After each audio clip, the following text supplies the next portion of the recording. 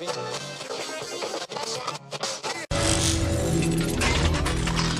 Check Radio.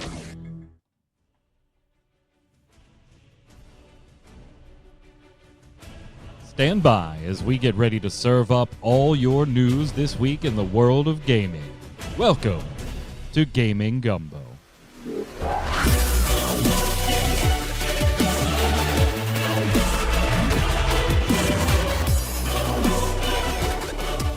Hello, Internet.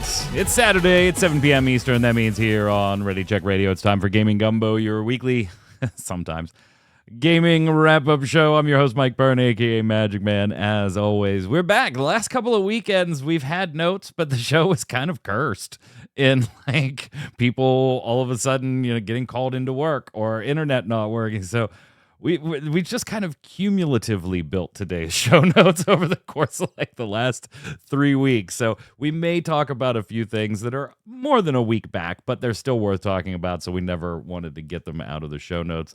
Thank you for joining us. This is episode 118. It might go dead at any minute. The internet's been a little funky over on my side today, but we wanted to try and get a show since we'll be off next week. I'll be in Rochester with Torchwick and Family Weekend. So that'll be fun. But then we'll be back the following week, and hopefully it'll be all normal from there on out. If you're watching on YouTube or listening on Audible, Spotify, any of those things, thank you so much. Give it a like, a subscribe, a thumbs up while you're there, all that fun stuff. And most importantly, if you can maybe stop by live sometime. Twitch.tv/Ready Check Radio. We got chat ready to chime in with all kinds of stuff. Joining me to talk over all the fun stuff, Mr. Troy Blackburn. What's up, sir? Been sick all week, so the beard is looking extra scruffy this week. The voice is probably sounding a little rough. So you are rocking the Tennessee shirt, though. Infection. So how's that? That's feeling good. That's that game's going on right now. So we're playing Florida this week. So looking forward to watching that game once this is over with. Fantastic. Also on the line, he fought Pyramid Head to be here, Mr. Dom Greco. What's up, sir? Oh, been a hell of a couple weeks. Exhausted, but I'm well rested. I'm going to take your overlay down just for a second so people can see exactly what the hell's going on there. Yeah. That's a bit messy. A little bit. We will have one show before Halloween. No show next week, but we will have that week before Halloween the following week. So, yes. Hey, by the way, you and the team at Gaggle, Goose Duck, congrats. Thank you. Made it through a launch week. You want to tell everybody what's going on there? Yeah, so we launched a brand new game called 7 Minutes in Hell. It's like a horror roguelike game. And look at what it did to his shirt. It's a really interactive game. It did, yeah. And we're working really hard. It's early access release. We're working really hard. We're working on our next update. Lots of new stuff coming. Very excited. We even have a third biome in the works. Well, congratulations to you and the team. I know it was crazy getting there, but you're there. Thank you. You're there now. Yeah. You're there. Yep.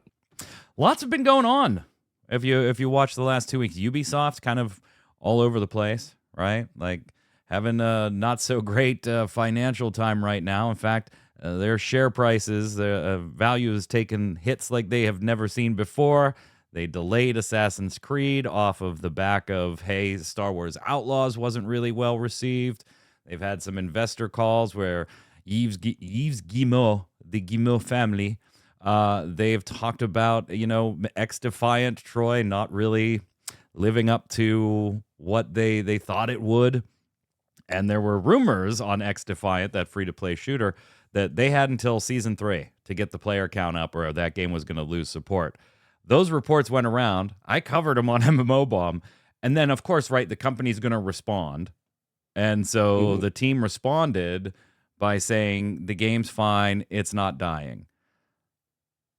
That's it. They didn't say, hey, that report about Season 3 being a deadline. No, they didn't touch that. So when I wrote it up, I was like, that's a fun way of not saying that the reports are inaccurate. But yeah, really. And so now Tencent and Yves Guillemot are thinking, apparently, of a number of options, one of which would be to take Ubisoft private again, which is a really interesting thought. But I think, Troy, that probably means Tencent is going to own a little more than 10% of the company, if that's the trigger they pull, I would imagine. Yeah, because I would imagine Tencent's probably the biggest mover in going private if that's what they decide to do. So yeah, they're going to walk away with Yeah, they already have way 10%. more than 10% of that Yeah, company. They already have 10, so it's very weird in gaming right now. Like, and then there's some people talking about it's kind of a video game collapse, like North America kind of saw in 1983, and I think any video game collapse would be very different than that, right? That was the market collapse because there was one market at the time. There's so many markets now that I don't think you could see that type of collapse, but we are certainly seeing a massive contraction in big companies and small as far as staff over the course of 2023 and especially 2024 so far. We still have a quarter left, but like record layoffs, contraction, cancellations of projects, certain companies not really performing. And a lot of it, if you look back at 1983, there's a lot of similarities. Yes, we now have the current market of games are much more expensive to make. Right, that's certainly very different from 1983. But one of the big things that contributed to the collapse here in North America, which, by the way, it was very much a North American thing in 1983. It wasn't like a worldwide thing. Was a lack of quality control and/or lots of shitty products flooding the market to the point that consumers were exhausted. And I think there's a fair bit of exactly that going on right now, Tom. Yeah, it's in a lot of industries and stuff too. Like you look at Marvel, right? Like I'm sick of superhero movies, except for Deadpool, whatever. But I don't know, for gaming, it's kind of like we are in that as well, but it doesn't help that just before that we had COVID, right? And we had all that and which lot led of to massive over expansions in many cases. Yeah. Yeah. So it's just I think a culmination of all this stuff, and we're finally like we joked about like how long is COVID going to affect all this stuff, right? But at the same time, we're still feeling the effects of trying to catch up. So Cal says, ain't no collapse coming, just Reddit. Yeah, I don't believe that there's a collapse coming. I think I already made that clear when we started here. But there doesn't seem to be a larger amount of bad games coming out as compared to usual, unlike 83. I would disagree. Yeah. I think what you're seeing is more high budget projects that may have ended up being very good games, Troy, pushed early because of their budget, leading them to failure, which for all intents and purposes is the release of a bad game, in my opinion. So maybe we just differ on exactly what I'm kind of pointing at here with Takal and chat, but that's like Star Wars Outlaws to me is kind of the perfect example. Yeah. Right? That has a chance to probably be a pretty decent game 6 months, a year down the road.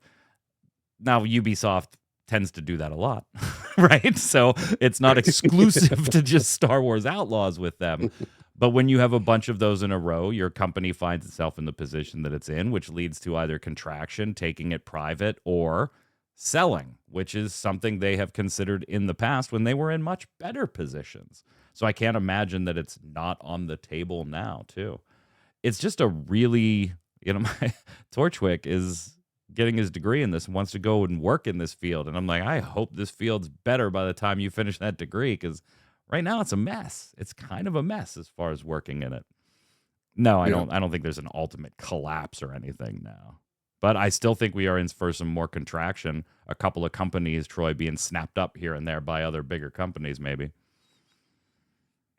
Yeah, it's probably ripe for a situation like that. You've got companies that are struggling, and whether they're pushing out, crapware or just pushing out things too fast, you're going to see opportunities for larger entities, investment firms, the embracer groups of the world to jump in and snag up some of these smaller companies. Yeah, especially. Oh, don't worry, I've already talked to Torchwick about minoring and just software engineering along the way. We've already talked about that, chat. Yeah, but so where was what was I going to say? And you also have Embracer Group, right? That's another one. We just found out this past week that the Neverwinter team, the Star Trek Online team, names right? If you play either of those games, I should say. Names you know, Mike Fatum, right? The vengeful god or vengeance god himself has been the community manager over at that for as long as I can remember, right? Great guy to work with. We've done multiple streams with him on MMO Bomb, and they're gone at the end of this month. You know, as they transfer more of the operations over to DECA, and they were like, "Hey, silver lining, the people we're turning it over to at DECA, they're Star Trek fans." Like, yay! Fantastic! Yay! I mean, we're just seeing a lot of this shifting, a lot of contracting, and going back to kind of, hey, when you flood the market with a bunch of things, consumers get exhausted. I think we are at a little bit of a gaming consumer exhaustion point, because we're just getting so frustrated with Star Wars Outlaws should have been and probably will eventually be a pretty decent game, but it wasn't when it came out, and now the company's going to be under pressure, and maybe there's not going to be another Star Wars thing here or there because this company says, look at that, but it's not fair from our side to do that. And then you have things like Sony just like upping the price of things randomly, right? They just a few weeks ago, they had Horizon Zero Dawn for $19.99. Okay, cool, great. It's not received 75 on Metacritic. It's not being received all that well, particularly financially, which is what Ubisoft is talking about. It's not selling because of initial reception. A lot of it had to do with the stealth stuff. I don't want to get into the nitty gritty on Outlaws not doing well financially, but it's just not. That's the reality of it. What the hell was I saying? Oh, Horizon Zero Dawn, gang, was $19.99 digital on the store. And they're getting ready to release a remake soon, priced at $49.99, the PS5 one, right? And so what people were doing was, hey, I'll buy the $19.99 one has been on sale since like 2018, right? It's not just like it went on sale last month. And so people were buying that, figuring that they were just going to buy the $10 PlayStation 5 upgrade, and boom, they would, for $29.99 instead of $49.99, they'd be fine. Which, yeah, that's the way that works. Yep. Except Sony, very quietly, went in and adjusted the price of the original Horizon Zero Dawn when they saw that happening, so that if you tried to do that, it ended up being $49.99 at the end of the day if you just did it that way too.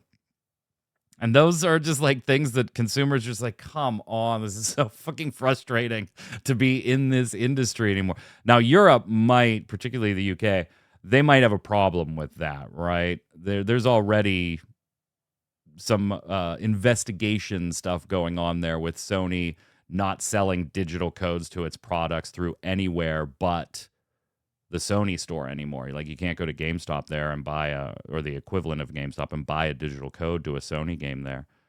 And so they already had a problem with that, and then this type of market manipulation. Yeah, Shirok, it's just you're right. It's that feeling, Troy, of you just every time I turn around and I'm excited about a game, I'm also like, how the hell is it going to nickel and dime me? Because I just know it's going to attempt to. Yeah. Yeah, it used to be good games make money, and now it's money-making games rule the world, unfortunately. Astrobot doing well. That's all I care about. Yeah, free update coming. I platinumed it this week, so we're done with the game.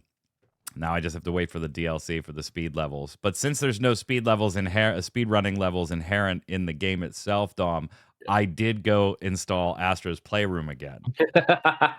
Just practicing, and I wanted to see what happened. So the combined ranking, right? If you're taking your time from all 8 of the speedrun levels, you have rankings on all individually on all 8, and then you have an overall. This is how fast you've done all 8. And at one point, I think the screenshot I have, I was 55th in the world or something like that. I am now 25,000 plus in the world. Ooh. Yeah. Ooh. I mean, there's 2.7 million people there, but so it's still an impressive-ish ranking, but it ain't 55 anymore.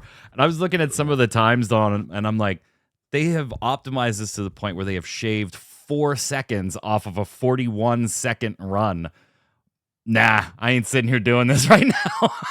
Mm-mm. No, it gets to a point with speedrunning where it's every frame counts, Yeah. right? And when it gets to that point, I lose interest, right? Because it's super impressive. It is. It's just not for me. Like I like to just have fun and just run it with friends. I'm on like the speedrunner friend level where it's a competitive thing, but it's not like Yeah. perfectly optimized.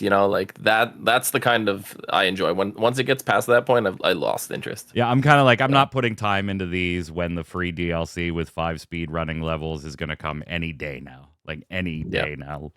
I unfortunately still haven't played it yet. So good. But I think you understand why now that you see, our game. So I'm going away on vacation next week. When I get back, hopefully things have slowed down enough where I can start chipping away at my pile of games that I have to get to all the way back from Mario Wonder. So so good.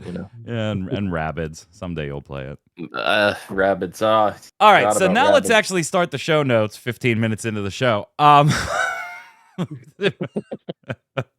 Because I think everything we've been discussing kind of falls on this product too that I want to talk about here. We're just a couple of weeks away from the release of Dragon Age: The Veilguard. And, it's been a while since Dragon Age Inquisition. Veilguard's coming out, I think, Halloween 30th or 31st, something like that. It's Halloween week-ish. Yeah. I think it was delayed to, like, the 31st. Yeah, Halloween day. Yeah. Yep, 31. Okay. Obviously, BioWare, RPG. If you're familiar with the franchise, you already know about this one. But I feel like we just talked about Ubisoft and Star Wars Outlaws. And BioWare has, a history recently of maybe depending on BioWare magic a little bit. And I've been very interested in Dragon Age: The Veilguard. And I think a lot of people have. When's the next Dragon Age game coming? Troy, even though, you're not a console guy, PC, are you a Dragon Age fan? Did you Inquisition it up?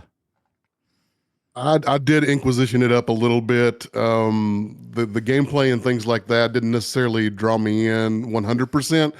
I'm not a big fan of the controlling the whole squad kind of thing and having to kind of deal with that. You don't have to, but really, if you're going to play optimally, you need to.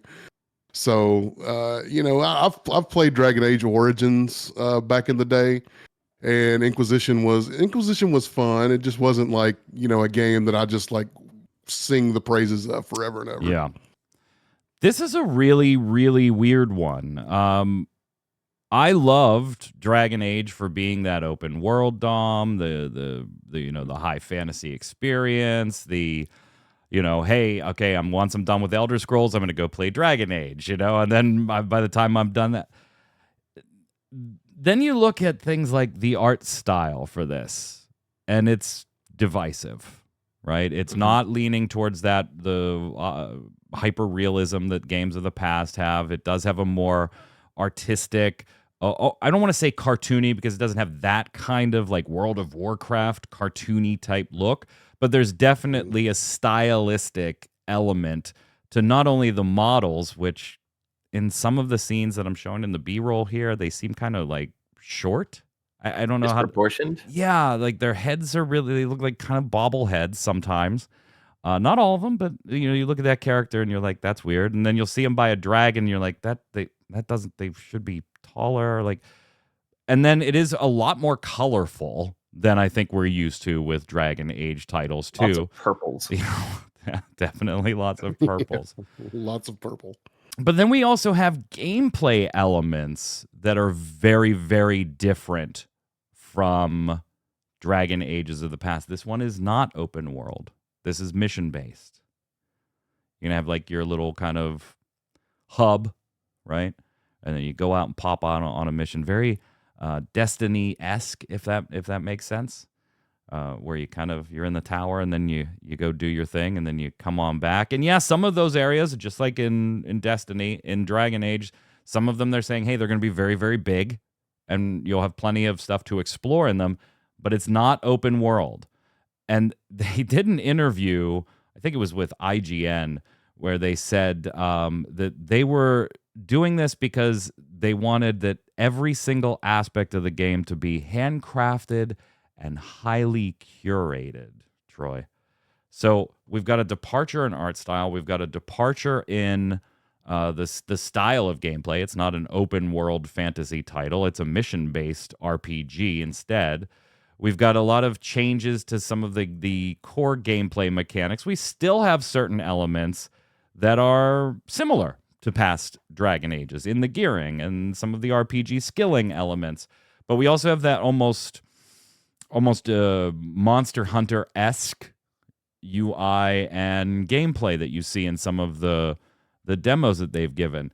So I'm all for taking chances, but what are you thinking about Veilguard? I think sort of the feedback they're getting right now from the player base or the potential player base is kind of on point. I think they've deviated too much from what Dragon Age is supposed to be. I think people wanted more Origins. I think people always want more Origins, and they continue to fail to give that. And especially when you're looking at something that's, it's maybe it's not procedurally generated, maybe it's handcrafted, but you got that mission based. And when Dragon Age traditionally an open world game where you can go explore and adventure and find things and choose when you interact with things. That's one of the things I remember about Inquisition. Yes, there were some things you would get to and it was too soon and you need to level up to come back to it. But that did give me a reason to come back to old zones. It wasn't just like, okay, I'm done with this zone. Now I move on to the next zone. Yeah, I moved to the next zone, but at some point I got to come back and I got to fight this dragon in this other zone because he kicked my butt the first time. So I think they're kind of missing the boat a little bit on what their game is supposed to be, at least to the player base, at least to the players themselves who love the Dragon Age franchise. And you look at something like some of the older games like Origins and what people want out of a Dragon Age game, and I think that they're just going to miss the mark on it.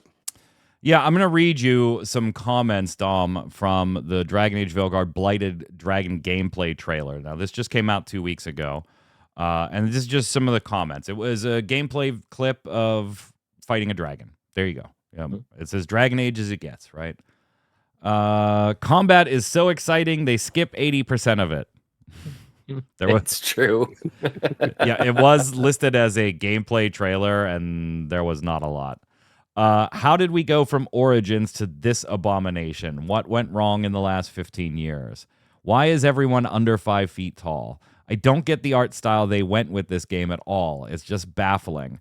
Concord Middle Ages Edition. All right, that might be a great comment right there. Concord lasted 14 days. Why are their heads so big? All in capitals. It's sad what they've done to Dragon Age. Then you have kind of the other side, right? The comment section, this comment section is a menagerie of people who've only played Origins and don't care about the rest of the series. Overblowing stuff that doesn't matter at all. Actual fans are excited for this, even if the art style isn't our favorite, because we've been actually waiting for this instead of just hopping on whatever the latest drama trend is. Y'all need real hobbies. The next Mass Effect is screwed. I read that one. Another BioWare flop incoming. Such a sad end to a once great game developer now reduced to ashes. Their heads are big, which just gives it an off look. Looks like this dragon woke up. Woke in quotes there. For a long time, I couldn't understand what this reminds me of. Saints Row 2022, the same garbage for a new audience. I really dislike the art style. It goes on and on and on and on in that vein. What do you think, though, Dom, as somebody who is into this series, more than just, hey, I played Origins to death, loved that one, and I just kind of dabbled in the others? Yeah, I mean, it's initially, first impressions are, this looks like a mess. But it might be one of those things that grows on you. I don't know. It's hard to say without seeing it complete in the package, but what they've shown, the characters do seem disproportioned. The intense moments that they tried to create in this trailer to build up this epic fight, they do a fade cut in the middle of it and take all the momentum out of it, and it's like the UI is hidden for so much of it too. Yeah. This game comes out in 2 weeks, and it's hard to get a good look at the UI in gameplay trailers. You have to go to like the B-roll that I'm using, like the mage training and skill videos to really see the UI. Yeah, so I don't know. I'm a very hands-on person, so like maybe it would be different, playing it, but the UI feels like a mess too. Not as bad as Hunt Showdowns, but it's pretty bad. Then you got all that negative, right? All that kind of vitriol from the comments. Yep. VG247, Dragon Age the Veilguard is impressive, beautiful, and will inevitably split opinions. Some media outlets have gotten like a 6-hour preview slice of the game ahead of time and have been writing about it. So VG247, impressive, beautiful, and it will inevitably split opinion. The subheadline, Dragon Age the Veilguard certainly feels like BioWare at its most confident in a decade, but it's still not going to be the game for everyone. Over at The Gamer, they say Dragon Age the Veilguard hands-on 7 hours was just not enough. And they talk about how wonderful their experience was with these 7 hours of preview. GameSpot's headline, Dragon Age the Veilguard feels like BioWare at its most confident. 6 hours with BioWare's next Dragon Age leave an encouraging indication that fans are in for a treat. And there have been other headlines suggesting that it's a Game of the Year contender, too. So you have games journalism, which, of course, comes with the good and the bad of that field, too. Being generally positive about it, having played it. I don't want to disparage any of the particular sites that I threw quotes out there for, Troy, but, you have the outlets that you trust and the ones you don't. And then I'm not going to try and change anybody's opinion on those outlets and what you think of them. But when you start seeing all of them kind of saying the same thing, hey, this is really good, I almost felt like I'm with Takal in chat. I'm looking forward to this game still. And I'm not entirely sold on the art style. I think in some places, like a few of the characters' heads, it looks silly. But I am actually kind of opposite you, Dom. I'm very much looking forward to giving this a whirl.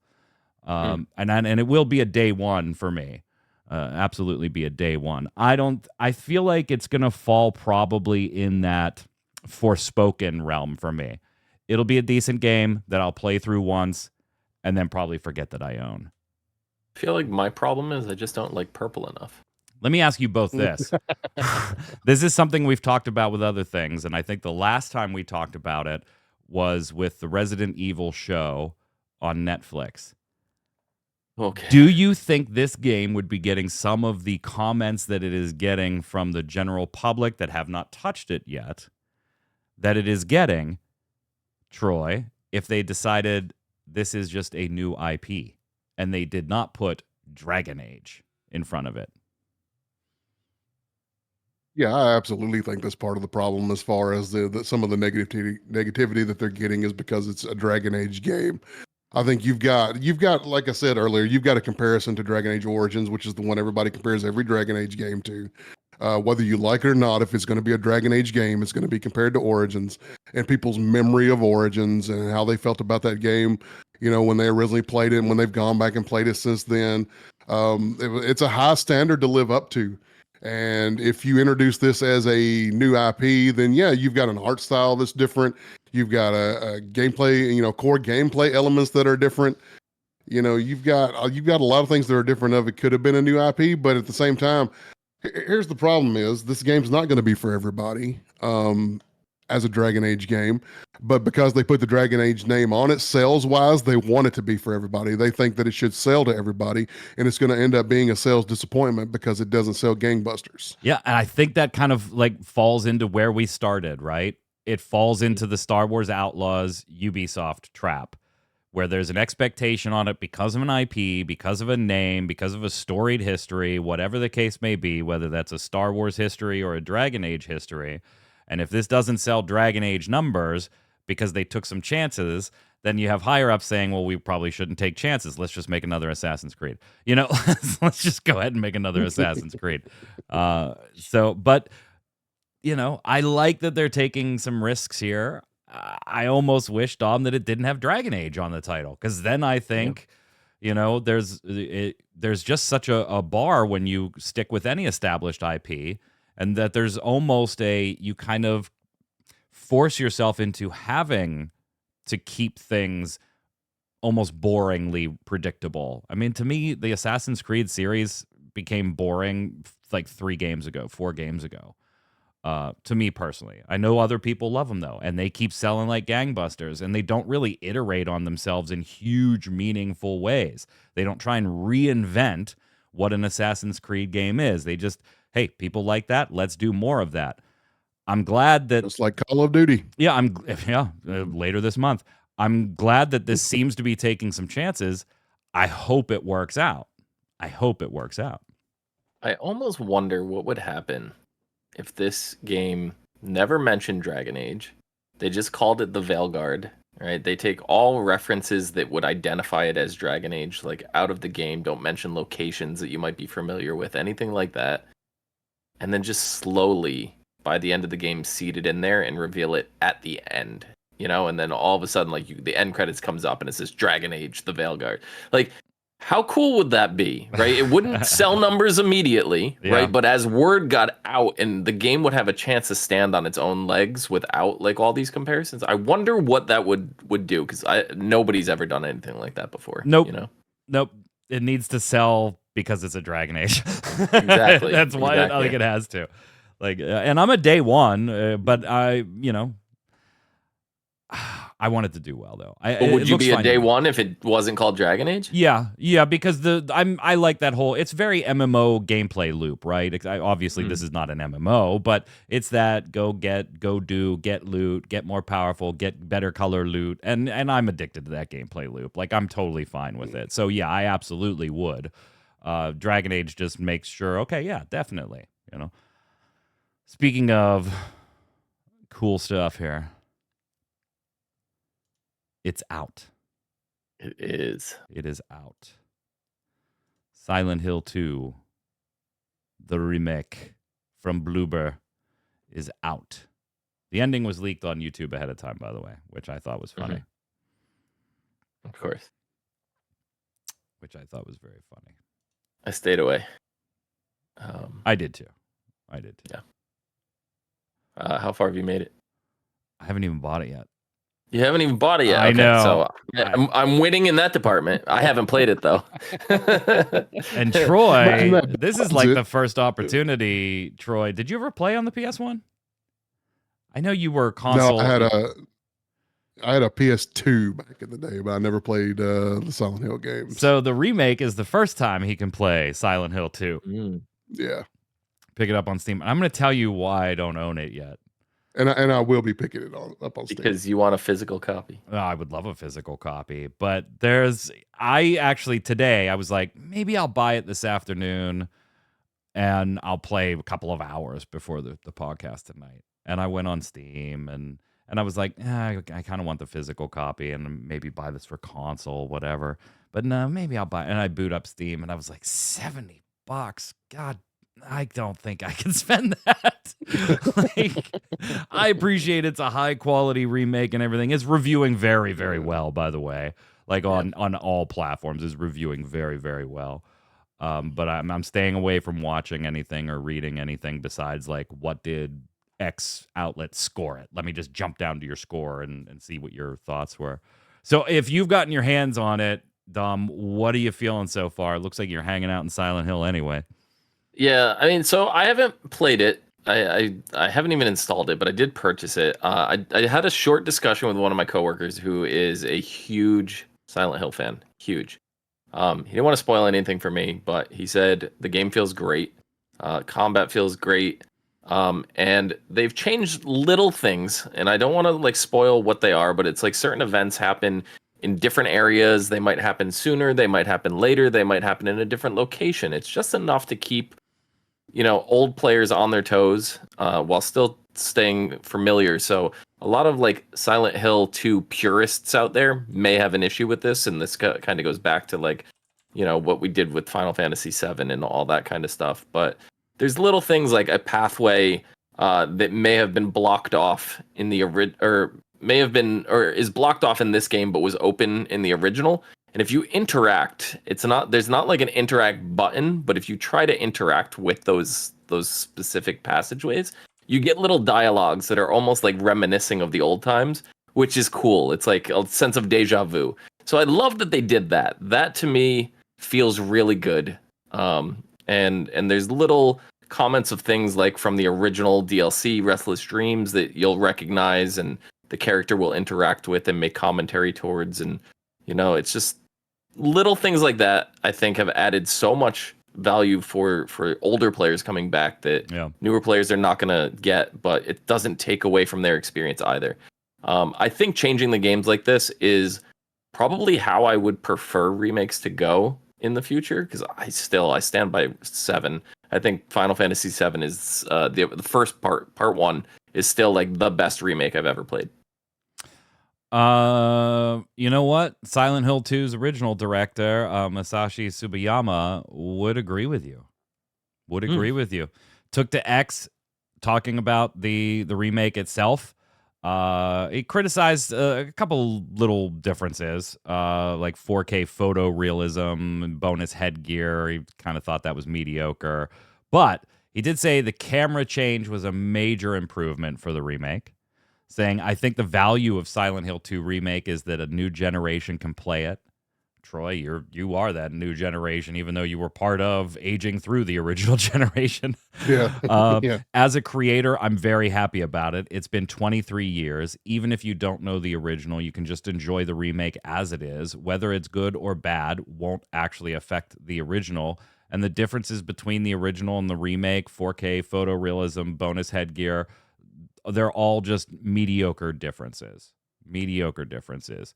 Who's this promotion going to appeal to? It seems like they're not doing enough to convey the appeal of the work to the generation that doesn't know Silent Hill. So a little bit of criticism there on like their marketing, right? Mm-hmm. You're marketing it to Silent Hill 2 fans, which is fine, but they were buying this thing anyway. Like push it to the Troys of the world, not the Mikes of the world. Mike was gonna buy it as soon as he knew it was a thing. Yeah. The one hope that I have for this is I really don't care so much about a Silent Hill 2 remake. I want a Silent Hill 1 remake, right?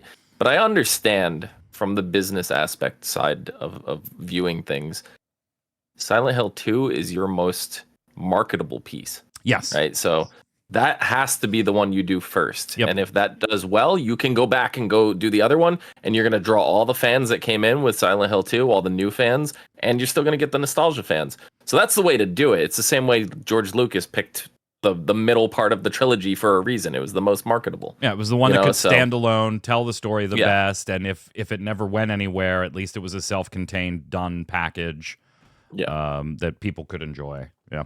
Because I still feel like Silent Hill 1... Which one was the one you're locked in a room? That was Silent Hill The Room. The Room, number 4.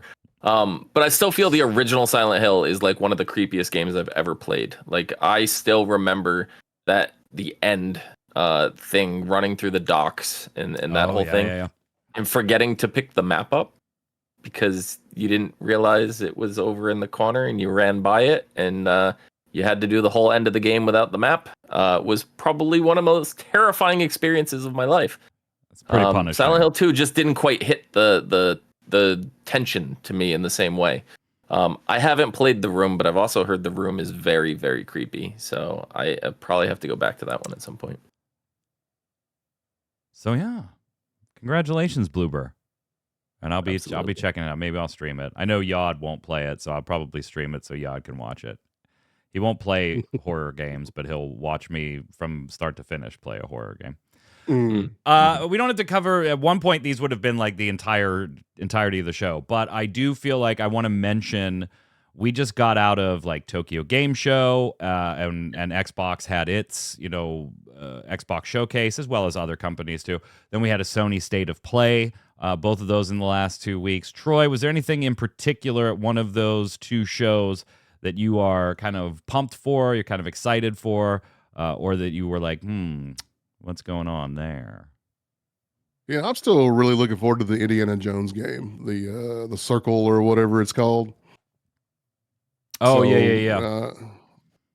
I'm definitely looking forward to that. I'm excited to have a modern Indiana Jones game where it looks like Harrison Ford. The voice actor sounds like Harrison Ford, and to have a game where you can adventure as Indiana Jones and be in that universe and sort of get into that a little bit. I've been looking forward to that ever since they announced that. So every time I see something on that, I get really excited. Yeah, it's your boy Troy Baker doing the voice. They use Harrison Ford's kind of younger likeness ish, but yeah, it's Troy Baker doing the voice there. So Indiana Jones, yeah. So I'm looking through the list at Xbox. We had Metal Gear Solid Delta, Snake Eater got a trailer. Overwatch 2 gets My Hero Academia. That's actually later this month when Season 13 launches. World's Edge, StarCraft Remastered, and StarCraft 2 are coming to PC Game Pass this November. Threads of Time, a new 2.5D JRPG. I'm all in favor of that. Metaphor ReFantasio, by the way, just absolutely just raking in the sales and the reviews right now. Holy hell, Atlas just killing it with another RPG, apparently. I have not gotten to start playing it yet, but whew. If you are an Atlas RPG fan, it's an insta-buy, apparently. An absolute insta-buy. And here's a nod, by the way, to Space Marines 2. So good. So good. So good. This came out a couple of weeks ago, but Suikoden 1 and 2 remaster in March. There's a lot of 2-mana games came to the Game Pass system. On the Sony side of things, there were a few that I'm like, oh yeah. Oh yeah. But before I show you them, I want to get your take on this, Troy. I didn't put it directly in the show notes. ArcheAge Chronicles. Yeah, Undisputed released. Yeah, so out of the three of us, Troy is the open world sandbox PvP MMOer. Like, that's him. I prefer a theme park MMO. He prefers a sandbox, right? And Troy liked... rephrase. Troy liked the idea of the original ArcheAge. Yes. There you go. There you go. Let me just rephrase there. Oh, I'm all in on the Suikoden bundle too. Yeah, there were some things implemented in it that for free-to-play monetization abuse that they did that just kind of hurt the game. And you have been interested in an ArcheAge 2 and seeing what lessons did they learn in this new one. Well, the Sony if they even learned any lessons. So at the Sony State of Play, they revealed that it's not going to be called ArcheAge 2 anymore. It's going to be called ArcheAge Chronicles. And they have been billing it as an online action RPG rather than an MMO. This is something that we're seeing New World do this week when New World Eternum I was going to say New World's doing the exact same thing. Right? New World Eternum comes out this Tuesday on consoles, and they're kind of stripping. There's still going to be like a PvP zone, and you can interact with others and stuff, but they're stripping a lot of the MMO stuff out of there and just like, hey, party with who you want to, right? Go do it together. Online action RPG, but they're going to still have a persistent world, player housing, a player-driven economy, deep narrative and social features. And then they said this: we're incredibly excited to unveil ArcheAge Chronicles to the world. This new title represents our vision of combining the expansive, immersive elements of an MMO with the dynamic, engaging gameplay of an online action RPG. We can't wait for players to experience the next chapter of the ArcheAge universe. And then they also called it, you can find this on their Steam page, the next evolution of the MMORPG genre, Troy. There's a bold statement that I'm sure is going to be 100% true. So I remember one of the first MMOs I ever reviewed way back in the day was pre-launch of Guild Wars 2. And I remember that in my enthusiasm for getting into the journalism side of things, I called Guild Wars 2 the next evolution of MMORPGs, which to some extent it did a lot of things. It did revolutionize a lot of things. It did things a lot different. Especially was nowadays, co-op it's getting copied RPG. quite a Yeah. bit. Yeah, it's getting copied quite a bit nowadays, especially. So, but yeah, to make that sort of statement that's a very, very bold thing to say. Are you looking forward to this? This is for all this time, we've been talking to the team about an ArcheAge 2 that was going to learn lessons from the first one, but be very similar in some ways. But now this is definitely going to go in that kind of New World Eternum where, yeah, you'll see other people here and here, but like when you want to go do a dungeon or the new raids that they're adding in Eternum, a raid that they're adding in Eternum. Singular. Yeah, singular. It's their first ever raid, so maybe they'll At least it's a multi-boss raid. It's only 3, but it is a multi-boss raid. Yeah, it's only 3. They do talk about puzzles and other stuff too, which that was something SWTOR did really well. I remember a puzzle, like literally a puzzle boss in one of the raids. There was 2 pillars out in the field, and everybody just had to keep waves of monsters away while like 2 or 3 players solved the puzzle. I always thought that was kind of interesting. Yeah.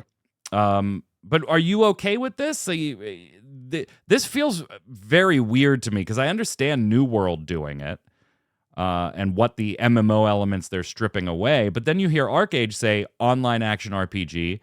Oh, but it's persistent world and player housing and this and a player-driven economy. And you're like, wait. What do you mean a player-driven economy in an online action RPG? Like, there is no real... what are you doing? That's an MMO. Yeah, it's sort of the same deal with New World. At the end of the day, it is an MMO, and they can call it whatever they want to. This is going to be an MMO. It's going to be a sandbox MMO, or at least a sand park at the very least, which is something that I'm looking forward to. Am I interested in this? Yes, very much so. Unfortunately, I knew he was going to have to say it. Yeah. I am very, very interested in it. He wants to get taken to the cleaners by XL Games again. Oh my God. At least you're honest. At least Yeah. I knew I just got to call it like it is. It looks... The ideas of it look very interesting. It's a good looking game. I like the way it looks. Yeah, I mean, like UE5 is going to do combat. that, right? Yeah. I like the way the combat looks. I like a lot of things about it. So yes, I'm very interested in it. Are they going to ruin it with monetization and fleece everybody again? Probably. Well, so that's the other side of this, though. We still have no idea on payment model. Right. Like, the original ArcheAge was free to play. They have not talked about that at all. In fact, their last developer diary a couple of days ago was literally just them kind of emphasizing more on why the name change. And we have a new story to tell, and we want to bring action combat into this, which the original ArcheAge was not, right? It was tab target. Yeah, it was tab target. So they're talking about those types of changes. We still don't know about payment model, Tom, which is an interesting discussion to be having at some point here. We're not going to see this game till 2025, so they have time. But yep. Are you interested in this at all? I know you weren't I'm not exactly a big fan of the sandbox. Yeah, me and you are theme park babies. Yeah. I am interested in the Ghost of Tsushima sequel, Ghost of Yotai. I don't know how it's pronounced. Yeah.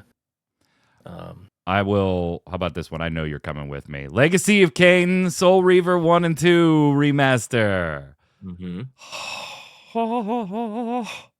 This comes out what, November? I think it is. December. What? No. Yeah, December, beginning of December, like was it the 10th? I think it was. Don't tell me that. I thought you're right. It's December 10th.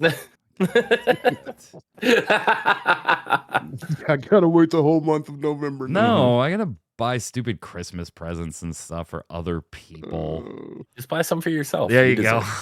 Yeah, there you go. I deserve it. Actually, this one, by the way, so when I looked at the Silent Hill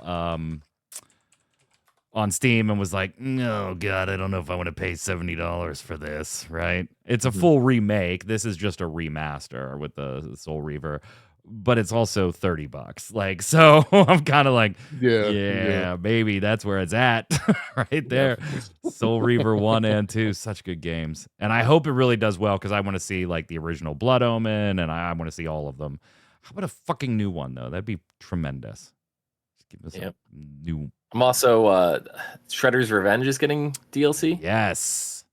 With the Mondo Gecko and Mona Lisa, the two names that I very vaguely remember from the cartoon days. I'm pretty sure I had the action figures of them as well back in the day. So I'm familiar with the characters, so I'm excited. There was a surprise announcement that I did not see coming, but I'm all for, by the way. What's that? That is the Lunar Remastered Collection. Lunar Silver Star Story, Lunar 2 Eternal Blue.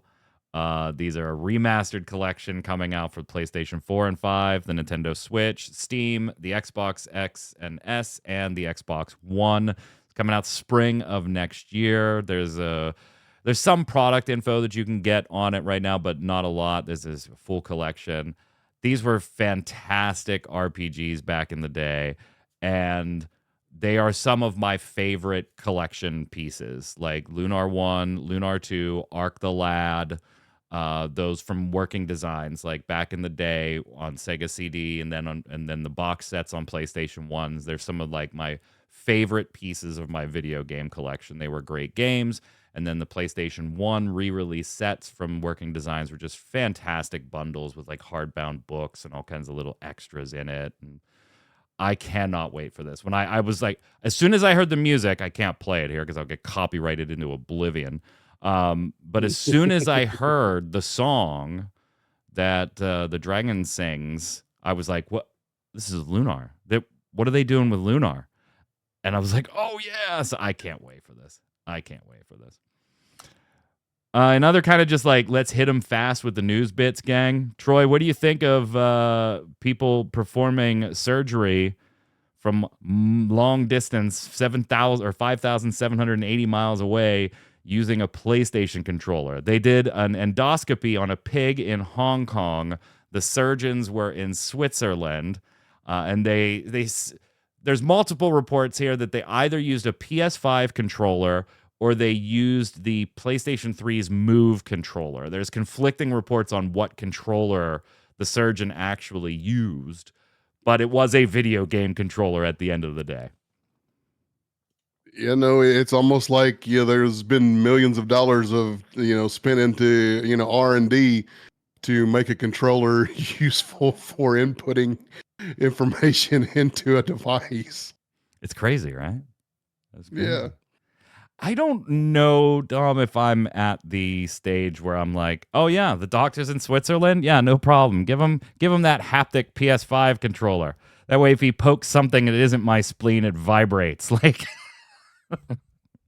hey, at least it's not the one that they used on that submarine. So but hey, if I get to use their healthcare system, That's let's do it. That's true. But yeah, I don't know.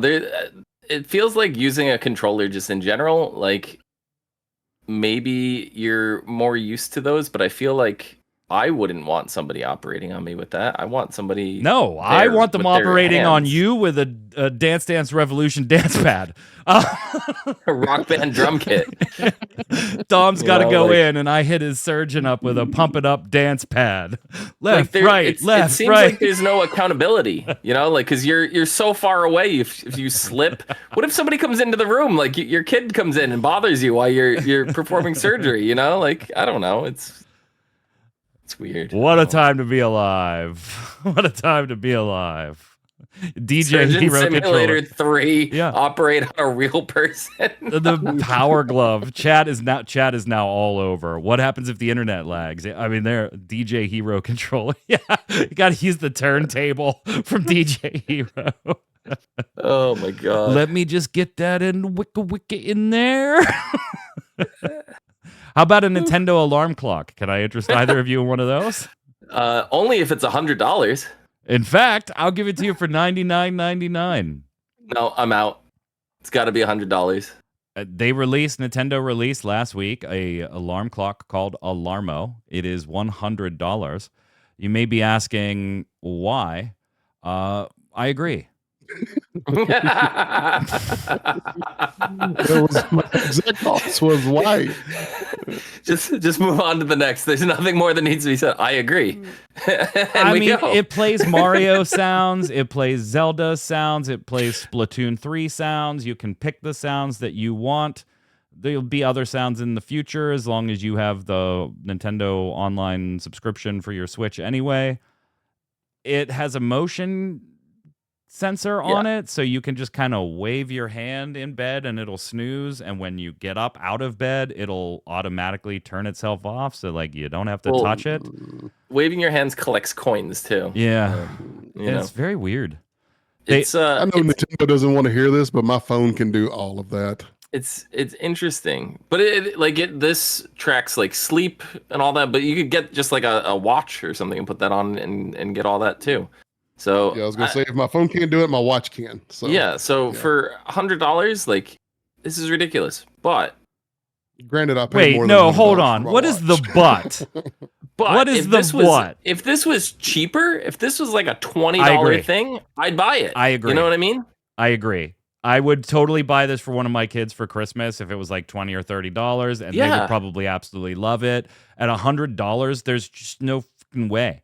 And by the way, the 5 games that come with it, as far as the sounds, you'll be with Super Mario Odyssey. Cool. Yeah, okay, a Mario game. Expected. Zelda Breath of the Wild. Cool. Expected. Splatoon 3. Okay, that's a little weird, but it's got a huge audience. I just don't happen to be part of it. Okay, fine. I get it. Splatoon 3.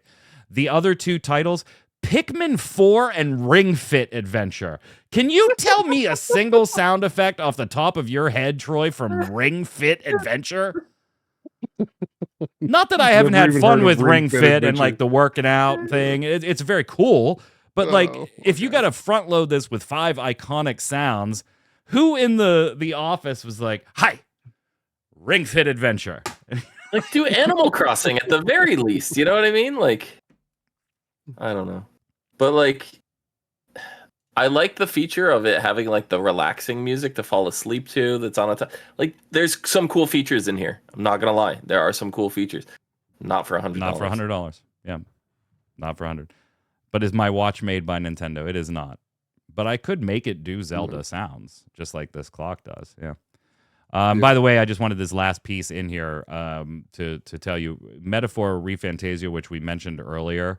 Atlas is already saying that has sold 1 million units on day one. A day 1 million unit mover for an RPG box fee, no microtransactions, any of that shit. Let's slide over and do games of the week.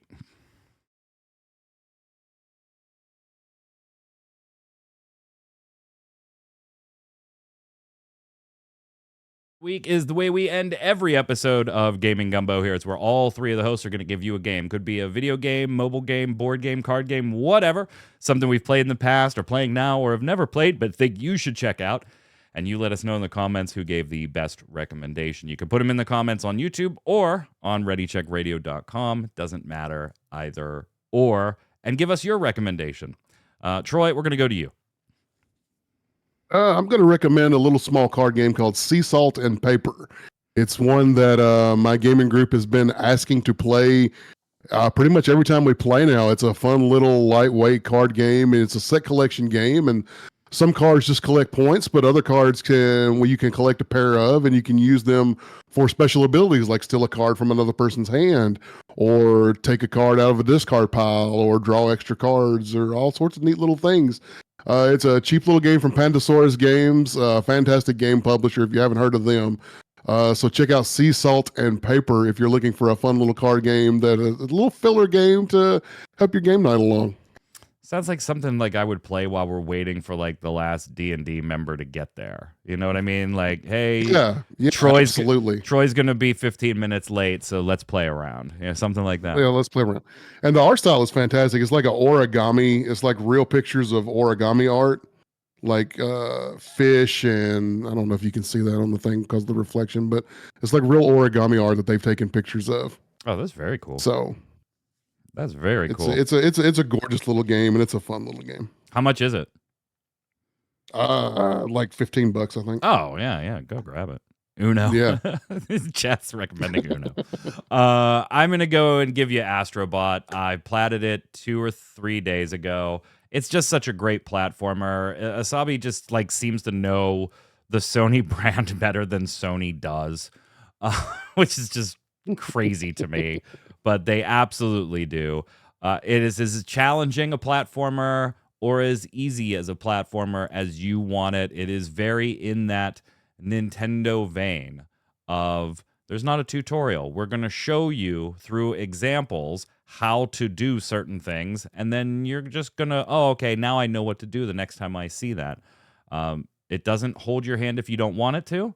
But if you want to find some of the more challenging things and you need a little bit of help, it can do that too. It's just a great platformer, and I cannot wait for the free DLC coming out this fall. So literally any day now. Dom. So yeah, I could go with some obvious choices to try to win the I mean, best Silent game. Hill 2 would probably be a pretty good choice. I mean, I could. I'm going to go a different route. I'm going to go with an upcoming game that is coming out later this month because I'm not going to be here next week. Nobody is here next week. Okay. But Batman Arkham Shadow, game coming out on the MetaQuest 3. This is in the Arkham universe.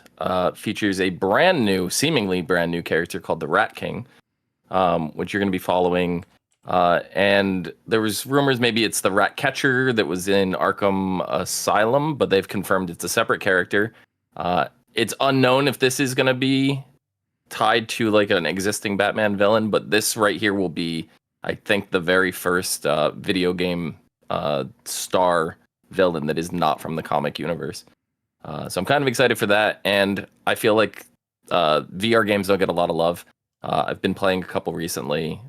Five Nights at Freddy's Help Wanted 2 was probably one of the coolest experiences I ever had, so I'm a little bit more open to VR. I wasn't before because I have motion sickness, but I actually handled it well, so I'm looking forward to this one. Yeah, it's always been me. Arkham Shadow is one of those games that makes me wish I could do VR without puking my guts up. Yeah, it's always been me pumping VR on this show. I'm glad you're finally giving it a whirl, and I'm glad it's not making you sick to do, obviously. Yeah.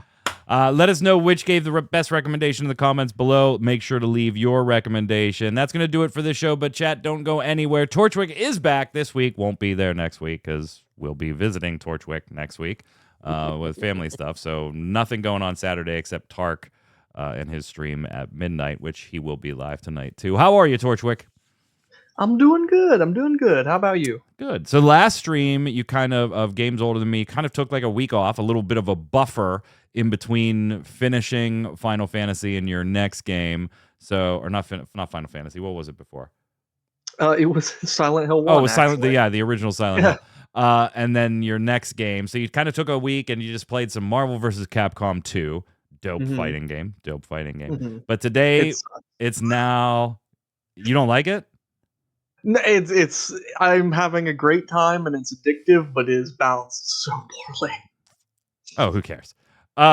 It's just a fighting game. You don't need balance. It's not important. But you are now jumping into a new title older than you. What is it? Well, I'm not sure if you noticed, but it is October. It is. Which means ghouls, ghosts, vampires? Yeah, so I hear. We're going to be dropping into Castlevania, Aria of Sorrow specifically.